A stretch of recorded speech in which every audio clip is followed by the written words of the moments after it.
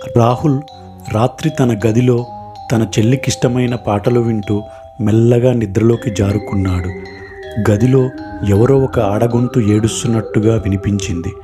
భయంతో ఉలిక్కిపడి లేచి చూడగా అక్కడ ఎవరూ లేరు. టైం 12:03 అవుతుంది. ఇదంతా కల అనుకొని మళ్ళా దుప్పటి కప్పుకొని పడుకున్నాడు. మరునాడు కూడా రాత్రి అవే పాటలు వింటూ నిద్రలోకి జారుకోగానే పీల గొంతుతో మూలుగుతూ అన్నయ్య, రాహుల్ అన్నయ్య అని పిలిచినట్టుగా వినిపించింది. రాహుల్ భయంతో గజగజ వణుకుతూ దుప్పటిలో దాక్కున్నాడు. లే అన్నయ్య, నువ్వు పడుకోలేదని నాకు తెలుసు. నన్ను ఒక్కదాన్నే ఒంటరిగా వదిలేస్తావా?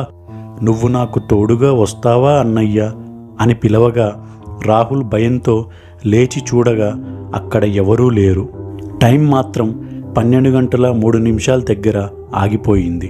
3 సంవత్సరాల క్రితం రాహుల్ తన చెల్లి స్నేహ ఇద్దరూ కలిసి బైక్పై వెళుతుండగా సరిగ్గా 12:03కి రోడ్డు యాక్సిడెంటులో స్నేహ చనిపోతుంది. రాహుల్ మాత్రం కొద్దిపాటి ప్రమాదంతో బయటపడతాడు. రాహుల్ నిద్రలోంచి మెల్లగా లేచి తన అద్దం ముందు చూడగా అందులో తన చెల్లి అందవికారంగా కనిపించింది. వెంటనే వెనక్కి చూడగా అద్దం సడన్గా కింద పడి పగిలిపోతుంది. అప్పుడు స్నేహ, అన్నయ్య, నాకు చాలా భయంగా ఉంది. ఒంటరిగా ఉండలేకపోతున్నా. నువ్వు నాతో రా అన్నయ్య అని పిలవగా ఆ పగిలిన గాజు ముక్కలు రాహుల్ ఛాతీలో గుచ్చుకుని అక్కడే కుప్పకూలి చనిపోతాడు. మీరు మాత్రం రాత్రిళ్ళు ఎవరైనా పిలిస్తే దయచేసి వెళ్ళకండి. అసలే రోజులు బాగా లేవు.